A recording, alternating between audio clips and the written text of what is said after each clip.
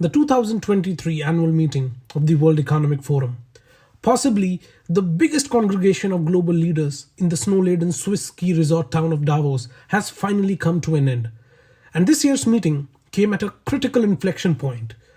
2022 saw the war in Ukraine rattling an already brittle global system due to the after effects of the COVID-19 pandemic.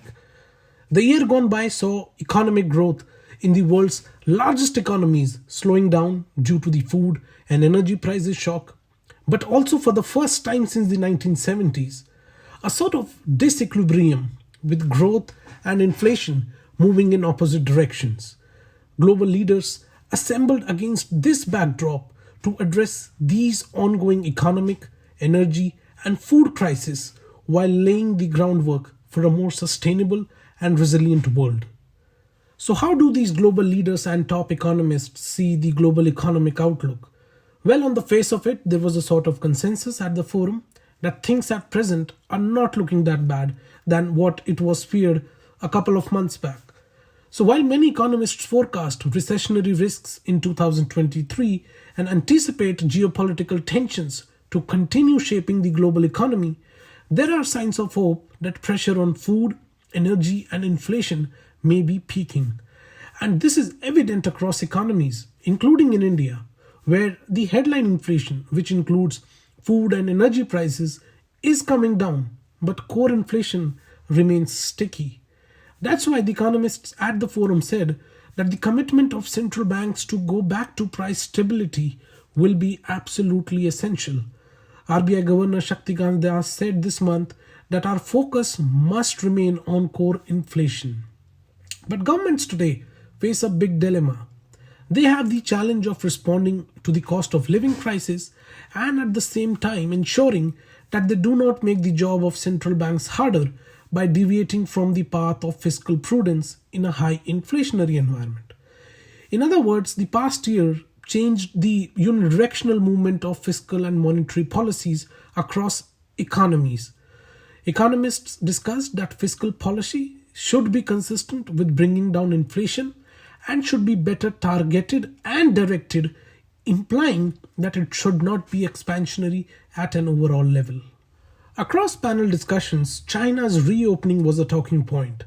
China's Vice Premier Liu He declared China open to the world after 3 years of pandemic isolation and emphasized international cooperation, economic stability, and reglobalization.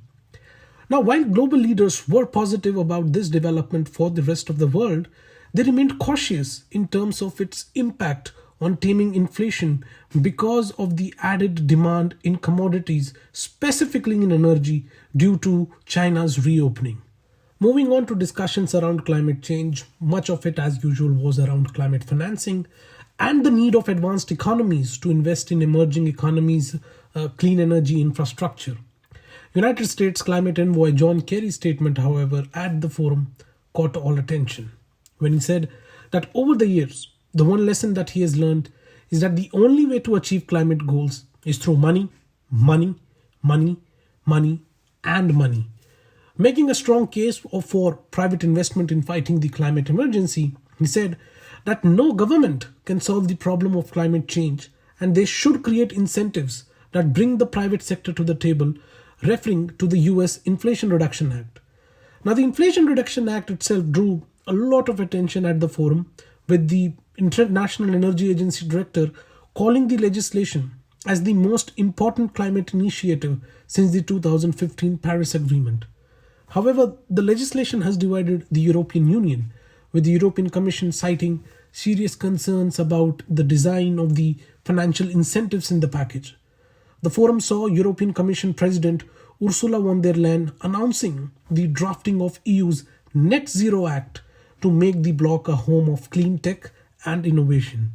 Now, this legislation is seen as a competitor to the Inflation Reduction Act. The EU's response to the Inflation Reduction Act will be watched in the days ahead, as some within the bloc fear that a hardline response could provoke a trade war between the two. So the message is that 2023 will be difficult, but there are signs of hope and resilience.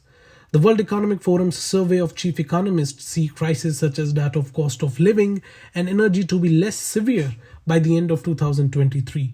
Supply chain disruptions are also not expected to cause a significant drag on business activity in the year ahead.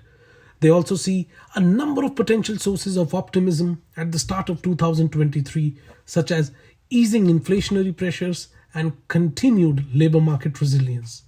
To sum up the outlook, in the words of IMF Managing Director Kristalina Georgieva, be careful not to get on the other side of the spectrum, from being too pessimistic to being too optimistic. Stay in the middle of realism, which seems to serve the world well. Do continue watching this space as we bring to you the latest in the global economy. Keep reading and watching BW Business World.